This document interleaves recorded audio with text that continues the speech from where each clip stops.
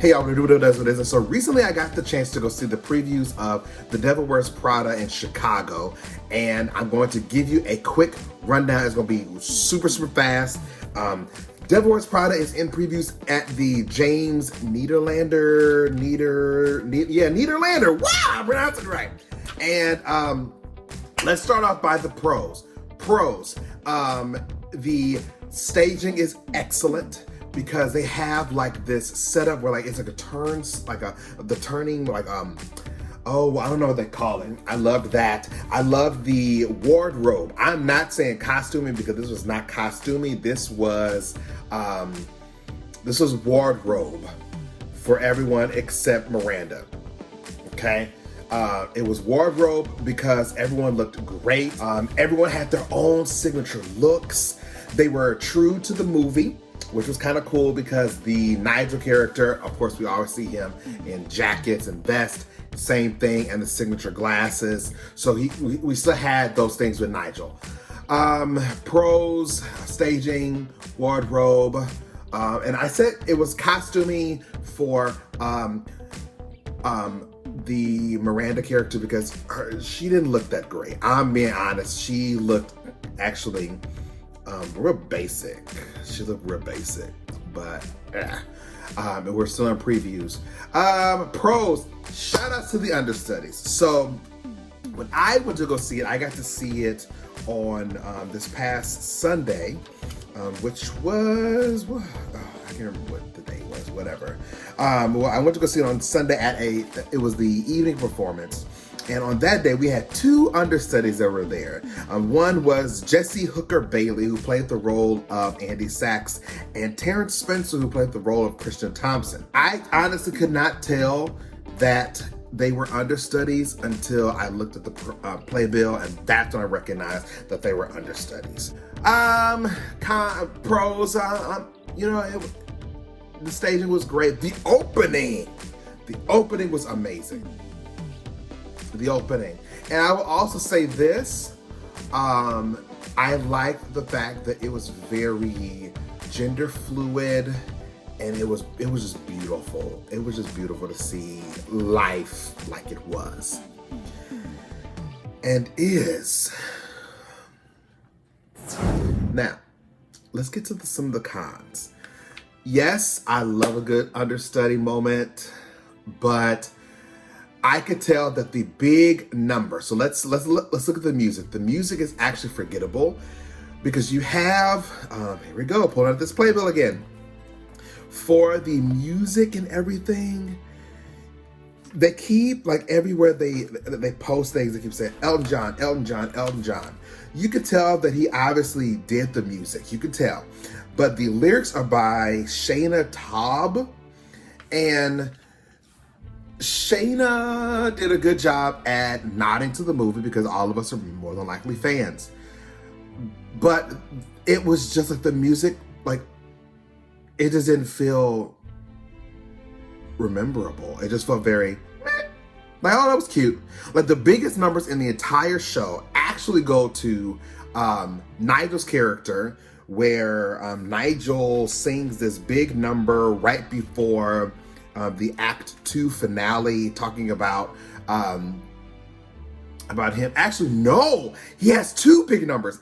One is Dress Your Way Up, which is also used for the reprise after Bows. That's the big number for the Andy transformation, which that was a dope thing that they did. I did not understand, this is sidebar, I did not understand the wedding gowns. That made no sense at all. They looked great, but it was very confusing. But he has that number, and the staging was amazing and all of that. Then Act 2, he has another big number talking about him being a young gay boy, and I can't remember where he came from, but I found Runways. But the other number that I really liked was it was Meryl's number. Meryl's number in the beginning, like right when she finishes the interview process with Andy, and she just reads her for filth in a very singing kind of way, which was dope. But other than that, the rest of the music was very forgettable. You have amazing performers. I'm not knocking none of the performers. The performers were absolutely they were in their zone. They had it, they were killing it. But it's just, I feel like the show lacked that little extra oomph. Like, it just felt like this is a preview. We're rehearsing, we're doing what we're doing. I didn't feel it. I was like, I felt like, oh, okay, this is previews. Maybe you're conserving your energy, because next week, this upcoming week, is actually the opening, which is the 7th. And I guess that's kind of where they're just conserving the energy. Beth, let's call her Beth. Beth, we love you. She was great. I liked her. She gave a different feel to the character, and I really applauded that. I applauded her interpretation of the character, because it was not your classic Meryl Streep, because we can't replace her. We can't, go against that. So I was like, okay, thank you. But the costumers, y'all put a red wig on her head. No. Her costumes looked cheap, even though she's in like Gucci and she's in Prada and she's in all of these amazing designing houses. She just looked cheap. Andy, we love you. We love you as a character, but I didn't feel it. Andy was great throughout the entire show until that number, that belt number. Like, every show has where the titular character has a belt song. She didn't belt it. It just felt kind of, and yes, she's understudied because Taylor Iman was supposed to be in the role of Andy. I still give you your flowers, because you did what you had to do. You did. But it's just, I didn't feel that extra booty in the song.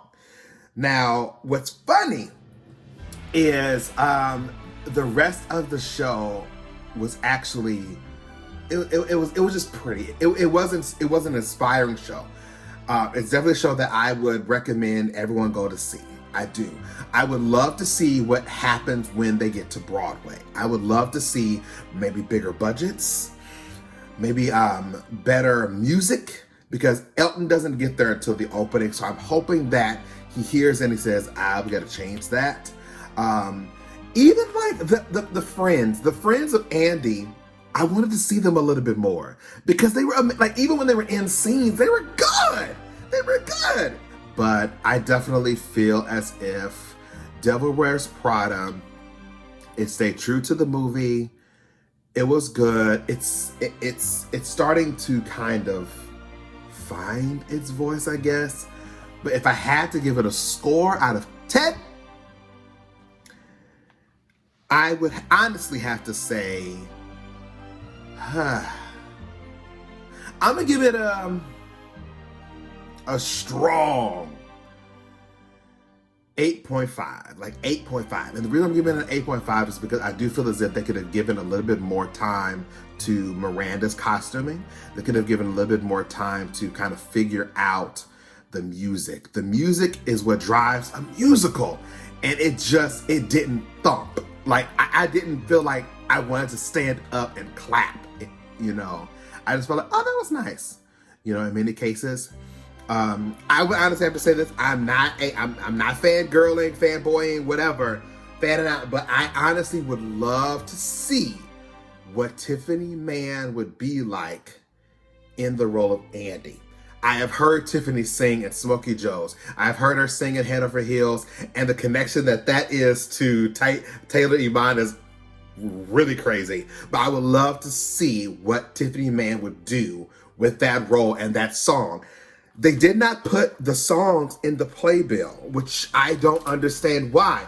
We need the songs because we want to know what happened and like what the names of the songs are, because I don't want to have to wait for the recording to come out to be like, oh, that's the name of that song. But I do know Dress Your Way Up is the song of the show. But yeah, other than that, I would honestly have to say it's a strong 8.5.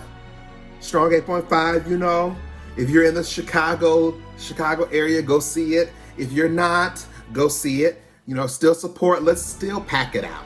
Let's still try and get as many people to see this show as possible, because this show deserves a run on Broadway. It does. It really does. It deserves a run on Broadway. It just needs some tweaks, needs a little love, some little extra booty, and it will be great. That's all I got. I think I kind of like this review thing. I might just keep doing this and keep going and seeing shows and reviewing them. And so we'll see how this works. If it's great, drop it down in the comments and let me know. Till next time.